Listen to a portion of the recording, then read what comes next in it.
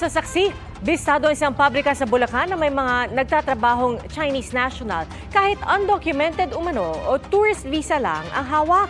Halos 80 Chino ang dinala sa NBI kanina, kabilang ang 6 na opisyal ng kumpanya. Saksi live si Jamie Santos. Jamie?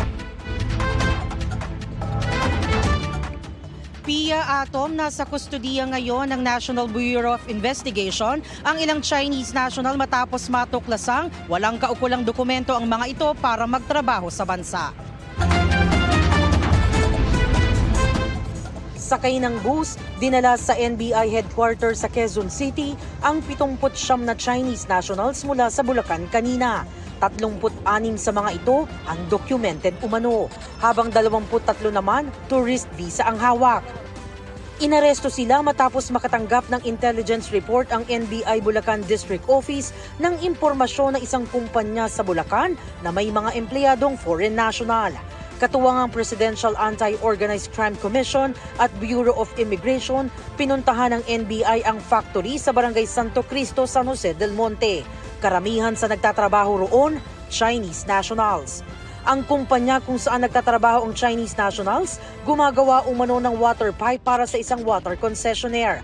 Ayon sa empleyado ng kumpanya, may mga kakulangang dokumento ang ilan habang ang iba ay pinoproseso pa. We have some person have the legal working permit, and some we are still in the progress of applying for the permit, and some they don't have the just sending the documents and passport to the third party. Nakakaalarma, una, maaaring itong corporation ay legitimate corporation, but then they are employing Chinese people na pwede naman ang Pilipino.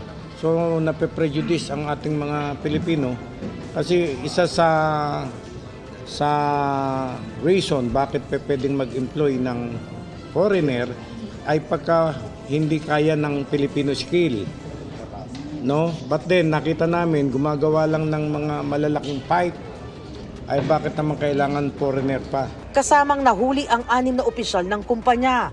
Ayon sa NBI, tiyak na mananagot ang kumpanyang nag-hire sa mga ito.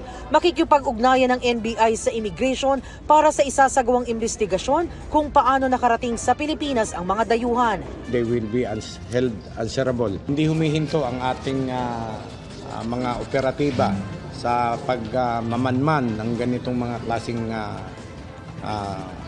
kumpanya. Sila mga undocumented sa Pilipinas, yung possibility na traffic sila is pwede.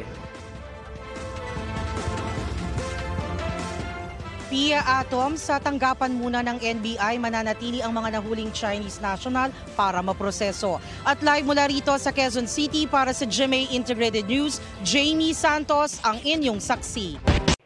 Mga kapuso, sama-sama tayong maging saksi. Mag-subscribe sa GMA Integrated News sa YouTube at para sa mga kapuso abroad, samahan niyo kami sa GMA Pinoy TV at sa www.gmanews.tv.